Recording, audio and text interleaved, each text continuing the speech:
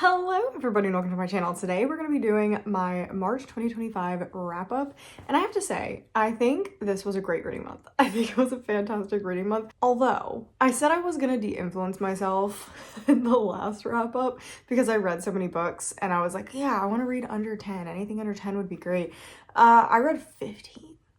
I read 15 with less DNFs. I think I have 4 DNFs, but I'm okay with it because I feel like I read like a lot of stuff that I really enjoyed. Like, I feel like it was a great reading month, and I feel like this is the first reading month I've had in a while that I'm like, yes, this was so great. Like, I'm so excited to talk about these books, and generally most of them were successes. So I'm pretty excited to go through this wrap up. Definitely make sure to go check out the videos and vlogs and stuff if you missed any in March, because this is going to spoil them.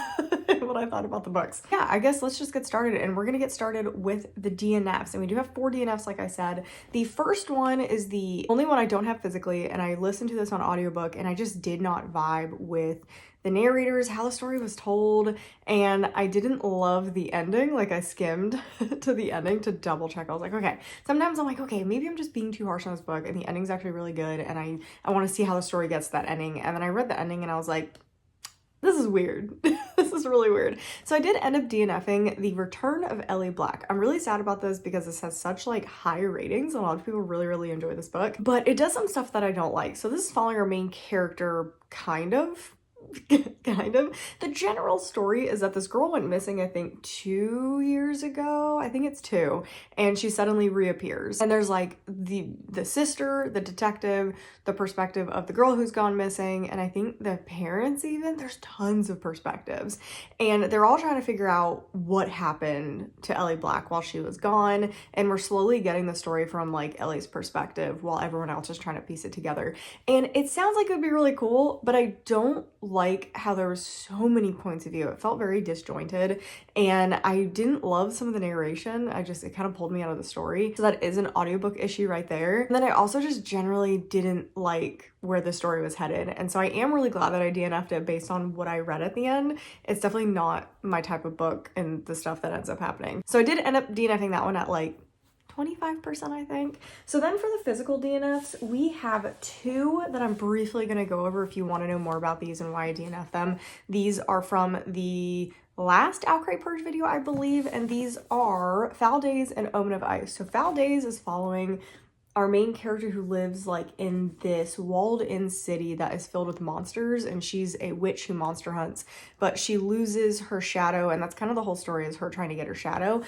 I didn't like how cringy the writing was, like, at all. It was so cringy. Like, and normally I like humor in my stories, but this is one of those stories where the author is trying really hard to be funny and it's just not really working. And then the story just felt like we weren't going anywhere. So like, we started in one place, went on this whole adventure, and we kind of just ended up in the exact same position we were in. So by like 120 pages, nothing actually had happened. And I was like, this is really weird. So I was done. I was done with this. DNF this at, I think, like I said, like 120, 150 pages. Then Omen of Ice, I really tried pushing through this one. I think I got to 100 pages maybe, but this one's just written really poorly. I mean, that's what this one comes down to. And this is one of those romantic-y stories where you're following our main character who is, I think, God, this story just comes off as like so many other stories I've read. She's a human, I think, but she's got some like magical power, a druid. She's like a druid type of character. Her people are tasked with protecting the Fae, who have like lost all of their magic. And so she has been sent to take care of the prince. And it's so cringy, and it's very insta lust lovey kind of thing. Like, they're already super obsessed with each other while also being mean to each other. And I just don't care. Like, if you're gonna do a story like this, you're gonna have to have really good writing, because this is a story we have read 1,000 times, and unfortunately the writing is very poor, and I barely remember even why I didn't like this. So I definitely would go check out the Outcry Purge if you want to know why I didn't like it, but I think it's generally the writing, and it's just very cringy. And the last one that I DNF this month, and I honestly don't know if this author is for me, I need to read one more book by them, but I really didn't like this. Like, I really didn't like the writing, how the story was told. I didn't like anything about this. And I actually thought it was super boring. And then I also have tried to read their other book and I just didn't really like the beginning of it either. I just thought it was me at the time, but now I'm like, maybe I just don't like this author. It is Famous Last Words by Gillian McAllister. I really didn't like this. I really didn't like this.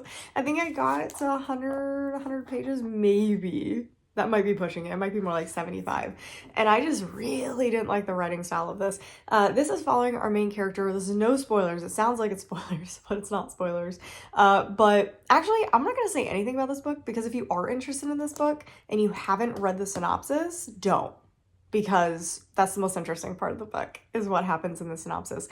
But it's following our main character and she is told that her husband, there's an issue with a bank robbery and her husband has been missing all morning. So that's kind of how the story starts. I don't want to say anything else because I think this kind of ruins the book, but it's trying to get you hooked into the book. And I don't think she needed to do that. I think it would have been a lot better just to say bank robbery, wife, husband, what happens next? I feel like that would have been a lot better. But anyway, yeah, I didn't like it. I'm thinking potentially this author's just not for me. Okay, now we're moving into the books that I actually read this month. I think I finally had like my first true obsessed kicking feet 5-star this year. Like the other 5 stars that I've had, let me look because I do mark down what my 5 stars are. But yeah, I reread Fourth Wing. Oh, I had 2 5 stars this month. It was a good month. I reread Fourth Wing, I reread Iron Flame, both those are 5 stars, and then I read Morning Star, which is really, really good, and it's 5-star. It's so entertaining, but it's not one that's gonna go on like an all-time favorites list. And then we had The Reformatory, which will probably go on an all-time favorites list, but it's not like you're kicking your feet enjoying your time reading it. It is a miserable book to get through, but it's like the amazing storytelling is what makes it 5 stars. So, and then the other 5-star that I had this month, it's not going to be a favorite, but it was really, really good, but we'll get to that. But yeah, this is the first 5-star that I literally was screaming while reading it because I was so obsessed and I couldn't put it down, and yeah, it was amazing. So I'm really excited about that. But first, let's get through some of the books that I maybe didn't enjoy as much. There really weren't that many. I was actually quite impressed. So some of these books are going to be spoilers for my book of the month purge just because it's taking so long. It's taking so long that I did start it halfway through March. And yeah, so some of these things are going to be a little bit spoilers for future videos. So hopefully you guys still go watch those because there's going to be a bunch of other books. But first one that I read was a book of the month audiobook, and it is called Made for You by Jenna Satterthwaite. This was one that I feel like I should have absolutely loved. Like, this was a book that was made for me. Like, it was made for me. It's about AI, and it was so interesting, the idea behind this book. My problem is, now that I'm trying to tell you about it, I literally don't remember what happened in this book. All I remember is it's like a really shitty version of Annie-Bot, and I'm literally sitting here like, what was this book about? All I remember is there was like, yes? Oh, yes, okay, I remember. It took me a second, I was like, what even was this book? We're following our main character, who is an AI robot, and she's like the first of her kind. There's like 3 of her in existence, and she was created to go on The Bachelor, and she was basically made for who The Bachelor is, and you're in 2 different timelines. One timeline is her on The Bachelor show, and it's much smaller of a timeline, and then the main plot is her with a baby married to The Bachelor. It's not a spoiler, it's just, that's what it is. Because I kind of was sad. I was like, this should just have been the entire The Bachelor. It would have been way more interesting, way more commentary, so much better. But the book turned out to be this, it was all about motherhood. That's what the whole book was. And you guys know me, I don't read books about motherhood. And it seemed like from the synopsis, it was just going to be a small portion of the book. Like, it was going to be her dealing with it as an AI and dealing with that. But there's like, her husband goes missing. And that's what the book should have been about. But it really was mostly about her as a mother and going through motherhood and dealing with that. And so I really didn't like it. And then the end of the book was absolutely wild. Like, actually absolutely wild. The fact that our author decided to end the book that way. I gave it a 1 star. I didn't like anything about it. I just don't think the story was done very well. I think it could have been totally rewritten in a different way and been really good. But what the author chose to focus on is not what I like in books. And again, I really hated the ending of it. It was a very wild decision at the end. And that was actually the only 1 star, which is awesome. We are moving on to 2 stars. I think we have two stars, 1 2-star and 1 2.5. This could arguably be a 1 star, but I liked a portion of it, so we're gonna count it as a 2 star. But it is Song of the Six Realms. I'm really upset about this because it is a beautiful book. It is probably one of my favorite Alcree designs that they've ever done. This book was just like really poorly done. Like, it was just really poorly done. This is following our main character, who is a chin player? It's a musical instrument, but she is like a prodigy, beautiful player, and she's had a tough life. She ends up meeting this man who comes to listen to her play, and he ends up hiring her to work at his house and play music at his house. But there's also like other motivations, and there's dangerous things, and there's gods and stuff like that. And that's all I have. Like, literally, this book is so boring for 300 pages, and then the ending is bonkers. Like, it makes no sense for the rest of the book. It's just so goofy. I would not recommend this one. It is a slog to get through with a very unsatisfying ending. And then the end, I was like, no, no, this is so unsatisfying for what you were put through to get to that point. So I definitely would not recommend this one to literally anybody because it was so boring. Then this one sadly does spoil a little bit of one of my vlogs, but that's okay. It happens. It happens. But this is actually one that is coming out in a future vlog, and it is for I've been influenced by booktubers, and this is I Who Have Never Known Men. I gave this it's between a 2 and a 2.5. I'm gonna say a 2.5 because I understand the academic merit from this book, but I don't really like it. It's following our main character who basically wakes up in this underground bunker. She doesn't have any memories of anything from the past, while the other women that are around her do. Like, they remember their past before this happened. They don't know what happened to put them here. They don't know if they've been abducted, the world's been destroyed, etc. But they have guards that take care of them. And then one day, the siren goes off and the guards disappear, and they are in the wild, and they're trying to figure out what's going on. So it's kind of just like this journey story of our main character trying to learn what this world is that she never knew, and trying to find hope in impossible situations. And honestly, this book is so depressing. This book is so depressing. If you are not in the right headspace for this, I would not read this. This is so sad. It's so sad and hopeless and bleak, and it's supposed to be about like the human experience and what makes a person human. Just depressing. Just so depressing. But I'm gonna keep it, and it's gonna go in my literary section of my library because this feels like a literary book. Like, it feels like something I would have read in high school or in a college English class. And would have hated it then, but would have understood it and would have loved to listen to the discussions on this book. I think discussions on this book would be really good, but generally, I really didn't like this, but I'm giving it a 2.5 because of the literary merit. Personal rating, like a 1.5, but I'm gonna keep it at a 2.5. Next up, I think we're going into 3s already, because like I said, we don't really have that many bad books this month. It was pretty great. I'm trying to like keep track of what I have here because this is where I have all my things. Up next, we have our first 3-star, and that is Not in Love by Ali Hazelwood. By the time this comes out, definitely my DNF video has come out. But yeah, I decided to read 2 books that I DNF'd. I DNF'd previously that I couldn't put down, couldn't stop thinking about, and I'm really glad I did because I ended up giving this a 3-star, and a second book is coming out in the series, so I definitely would have wanted to read it just to know what was going on so I could try the second book in the series. But yeah, I would definitely go check out that vlog because I go into it in depth why I didn't like this one that much compared to other Ali Hazelwood books. But this is following our main character Rue, who is a scientist at this startup company, and she's working on tech that is very important to her, and then in comes Eli, and he is part of a company that is trying to take it over. And this is definitely more of an erotic literary fiction. The reason I didn't love this is I really didn't love our main character Rue. She's a more stoic character. If you like a more stoic, quiet, kind of just like, she's isn't really there. Like I feel like I don't know her as a character. Then you might like her, but personally, I feel like her character would have worked better in like a TV or movie series, because it's easier to like they can be this stoic person and you can like get their like subtle eye face movements or subtle things that they're holding their body a certain way in certain situations. But otherwise she just seemed like such a non-entity, like to the point where she's just this like blank slate.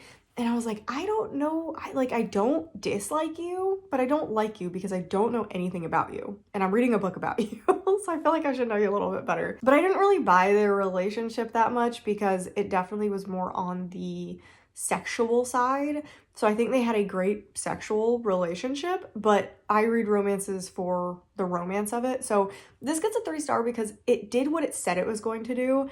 I was just hoping to enjoy it more than I did. So this is nothing on the book because Ali Hazelwood said what it was going to be. Like she said, this is what this is. It's just personally not my style of book. So 3-star. I still actually enjoyed a lot of this book, but it's definitely one of my least favorite Ali Hazelwoods. Next up, another 3-star. This was originally a 3.5, but I have downgraded it to just a 3-star, and that is Wooing the Witch Queen. And I literally just got a comment on this video. This is in the reading all of my February book box books. Again, I would check that out. And I enjoyed this. I gave it a 3-star. Like I said, originally gave it a 3.5. I just think that if you really want to read this book, I think Assistant to the Villain and Apprentice to the Villain are significantly better done versions of this book. Like they are the same book, but reverse the roles with less personality is the problem. Because I actually like the queen. So this is following our two different characters. We have our witch queen, who is supposed to be like this evil villainous character, but she's really not. Like she's really not that evil. She doesn't do evil things. And then you have our main male character who is running away from his kingdom and taking refuge in hers and is hiding who he is. And he's like, everyone says he's like the cinnamon roll character, but he doesn't really have a personality. And that's where most of my issue in this book came from, is, I think his name's Felix, just not really being a noticeable character. So I had a big problem with his character, but it's just them kind of getting to know each other. He's an apprentice to her in her kingdom, and that's pretty much the whole book. So 3-star, it was fine. It was enjoyable. I do want to continue in this series. It's going to follow the other witch queens that were mentioned in this book, but I do hope there's more personality with the love interests. Next up, we have our first 3.5, and that is Butcher and Blackbird. This is definitely between a 3 and a 3.5. I'm gonna go with a 3.5 because there were definitely some aspects of this that I really, really enjoyed. I liked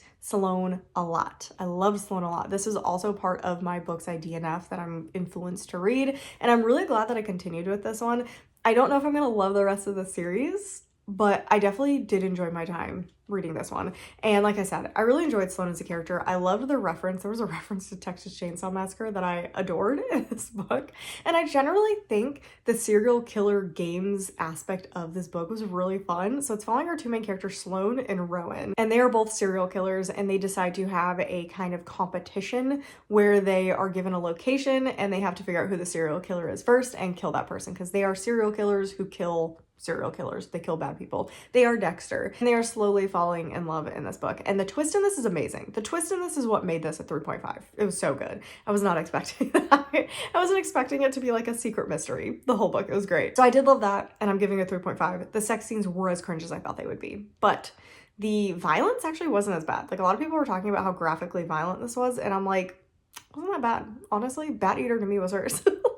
The sections that I got through Bat Eater were significantly worse than this book. So this is not that bad compared to how people, I feel like, talked it up and my own expectations, which is why I DNF'd it in the first place.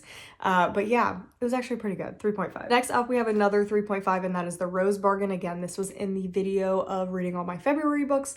This is just like a silly, goofy popcorn fantasy book. Like that's how I describe it. The writing isn't great. It's nothing special. The plot is kind of very predictable, but it was still just kind of fun. Like there was some stuff thrown in here that I wasn't expecting, and like some of the trials that the queen puts them through are crazy, but it is following our main character and the other girls who are in competition for the Fae Prince. So this is like an alternate history timeline where the Queen of England is actually this Queen of the Fae, and she has a son, and she decides that this season they are going to debut her son, and he decided he's going to take a wife. So this is kind of like it's like The Selection. That's what it was. The Selection meets The Bachelor meets these hollow vows because you have Fae and stuff in this. And so there's a brother situation, there's courting, there's court intrigue, and there's just like a bunch of like things that happen in this book that a lot of people are really going to enjoy. Not a lot of substance. It's also apparently going to have a sequel. I was reading it thinking it was a standalone, and yeah, apparently no, this is a series. So keep that in mind if you decide to get into this. So I was a bit surprised by that. Next up is Count My Lies. I actually didn't think I was gonna read this one, but I got interested enough that I was like, okay, this is fine. This is fine. I honestly could not tell you that much about this one. Like, I really can't. I really cannot, but I remember enjoying it. For the most part, it's kind of a Housemaid ripoff. Like, it's very similar to the Housemaid. Oh yeah, it's following up. I love this. Like, I'm trying to like thinking of my reviews. That's what's like reminding me of stuff. But we have our main character who is literally a pathological liar. But luckily, it's not one of those situations where she's lying to us, where it's like the author lying. It's pathological liar to everybody else. And so she kind of works her way into being a nanny for this couple. And again, it just feels very The Housemaid. So if you enjoyed The Housemaid, I would read Count My Lies because it is very similar in vibes. And that's pretty much it. And the ending was super unrealistic. Like, you have to suspend your belief at the end of this book, like, because the end just absolutely makes no sense. But yeah, this one is going to be in my Book of the Month Purge video that's coming out eventually sometime. Next, 3.5. There's a lot of 3.5s, 3s and 3.5s. Phantasma. This was our book club pick for February. Honestly, had a really good time. Potentially will love the second book even more because it's following the sister that I was more interested in, because I think her personality and story is way more interesting than the main character we were following in here. Our main characters didn't have that much personality, and the writing did get a little bit iffy towards the end, but this was such a fun book. This is a very bingeable romantic-y book. I really enjoyed it. But it's following our main character, Ophelia, and she decides to try to find her sister goes missing for reasons, and there's this competition thing in this world called Phantasma, and you basically get locked in a location and you have to do these like trials that are supposed to almost simulate like the layers of hell kind of, and it is a deadly game, and our main character joins it thinking she'll find her sister there, and romance ensues. And yeah, I actually would recommend this one. I think this is one of the better romantices that I've read. I really enjoyed the writing. It does get a little bit funky at the end, like with the I feel like the ending is really hard to visualize what actually is going on, but I still would give this a try if you're interested in romanticy. I think this is a very easy romanticy to get into. So 3.5. Next up, we have an arc that I read, and I believe it's coming out in June. I'll put the exact date on the screen, but it is Castle Swimmer Volume 2. This is a really cute graphic novel series.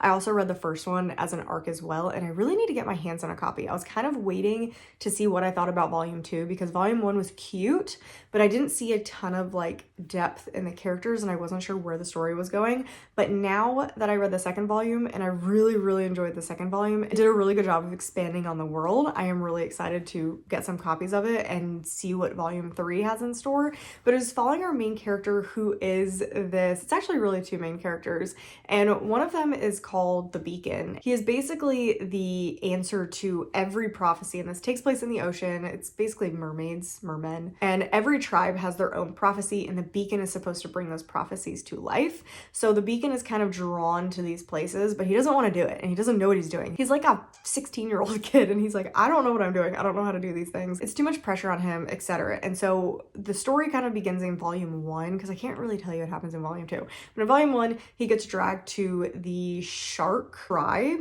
and they want to kill him. And it's kind of the story of him getting to know the prince of the shark tribe, and just like this really cute like little baby romance between the two of them, and it's just really adorable, and it's about family and finding yourself. It's just one of those like cute graphic novel stories. So if you haven't read the first one, I definitely would recommend it, just because it's just a really cute, adorable story if you want to read something graphic novel. And that was a 4-star. I don't remember if I said that.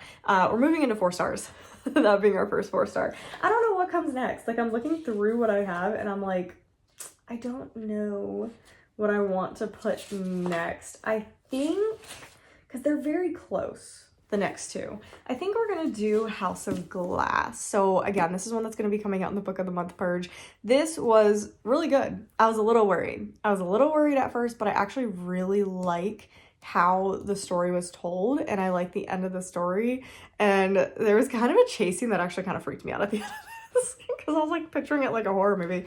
But this is following our main character, and I love following like detectives or lawyers, and this woman is a lawyer for advocating for children. So she becomes the lawyer of this child who is in the middle of a divorce, and she is supposed to write up a document that says who she believes or what arrangement she believes would be the best for the child. But the problem is, this is complicated because she no longer speaks. The child does not speak, does not communicate, and it started when her nanny, something happened to her. We don't know if she was killed, it was an accident, but she wound up dead falling out of a window. And since that moment, the little girl has not spoken, and so they don't know exactly what to do, but it's a mess. It's a mess. This is really good. And so we're following pretty much primarily, I think, through her perspective and what is going on, her trying to slowly figure out what happened to the dead girl and what potentially the little girl saw that made her not speak anymore. So really liked it. It is telling her story as well, which I wasn't as interested in, but it is relevant to the story. But yeah, I really enjoyed this one. I think this is a really quick, easy popcorn thriller, and you know I like those, so 4 star. Then we had For She Is Wrath. I actually really enjoyed this. This is a 4 star.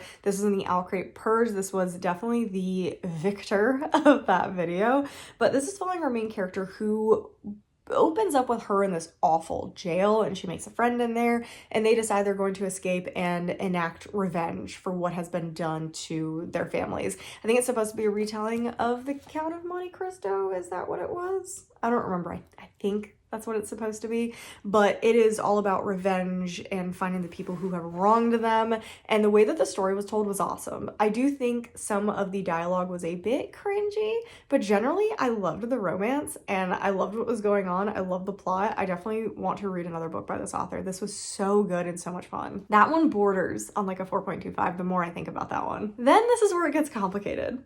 This is where it gets complicated. I think I only have 3 more books left. Let me double check. 3. Yeah, we have 3 books left. And it's a little weird. It's a little weird because I'm going to talk about a 5 star before I talk about a 4.5. And I know that's crazy, but there's a reason. So one of my 5 stars this month that I really enjoyed, but I don't necessarily think it's better than the 4.5. Like, I don't know. My reading experience was super weird with these 3 books. So this is a 5 star. Inside Out by Demi Moore. I loved her memoir. I thought it was so good. She is very blunt throughout the whole story. She talks about everything. She does gloss over a couple things. Like, she definitely keeps her kids generally out of the story, which I appreciated because that is their story to tell and how they felt about certain situations. But I did not understand everything that happened in her life. Like, her life was crazy. I did not know any of these things, and it went through her relationship with Ashton and with Bruce and her relationship with the drugs and with movies and how she got her big break and all the movies she was in. I loved it. I thought it was almost as good as the Britney Spears memoir because of how personal she got with things and how she kind of related everything to moments in her life that you could easily go and look up. So like I would look up some interviews, and I did the same thing, like how I read the Britney Spears one. So I loved it. I loved it. It was so good, but I didn't love it as much as the 4.5.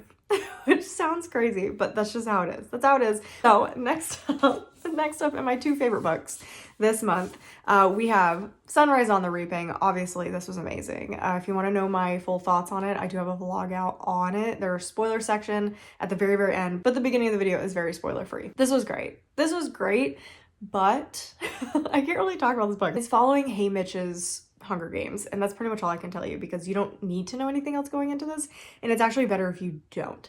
My thing is, I liked Ballad of Songbirds and Snakes way better than this. I thought it was a more complete story and could hold up on its own, and I think that was the problem with this one, is this is literally a fan service book. Like, it is straight up fan service, and it's very repetitive to the Hunger Games in the original series, and there's nothing wrong with that. Like, there's nothing wrong with it. I still get a 4.5. I sobbed through the whole book, but I do wish it had been a little bit more different. Like, it was so similar. You literally could have slapped Katniss into the story instead of Haymitch, and it would have been the Hunger Games. Like, that's it.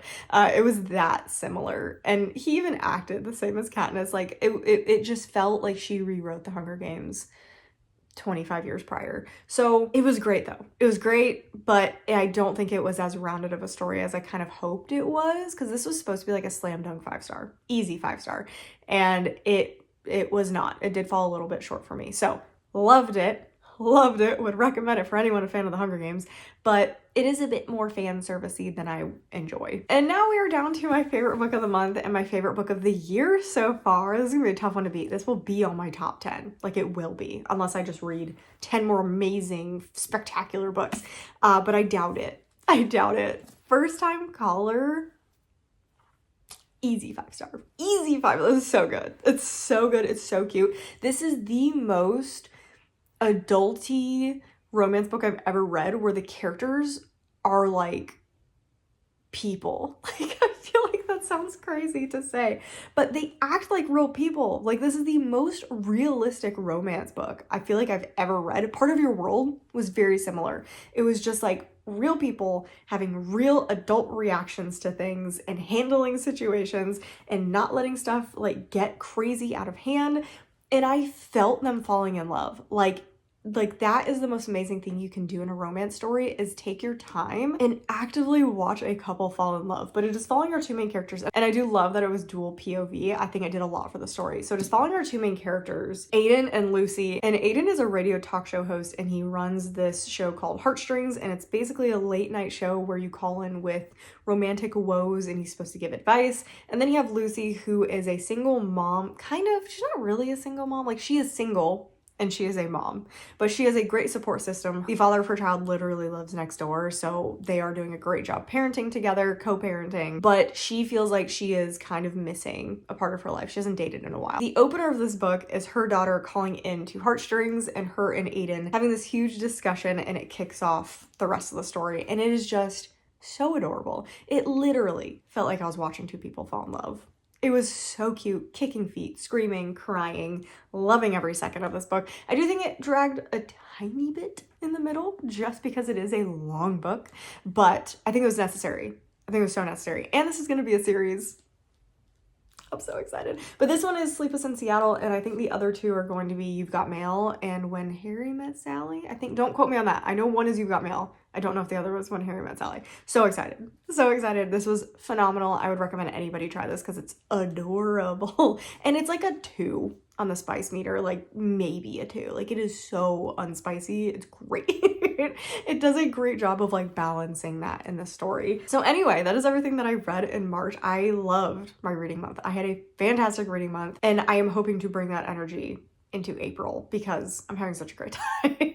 Anyway, make sure you like the video if you enjoyed it. Make sure you subscribe so you don't miss any future content. We've got a lot of stuff coming in the beginning of April. Definitely leave a comment down below what you guys read in March, what you want to get to in April, etc. Yeah, I'm really excited. I'm really excited. I'm really happy with how March went, and I hope April goes super well. I have some really cool books lined up, and I'm definitely going to be trying to do the magical readathon, which sometimes I do it, sometimes I don't. I kind of just do it at my leisure because I'm really bad with TBRs and prompts. And make sure you like the video, and I'll see you guys in the next one.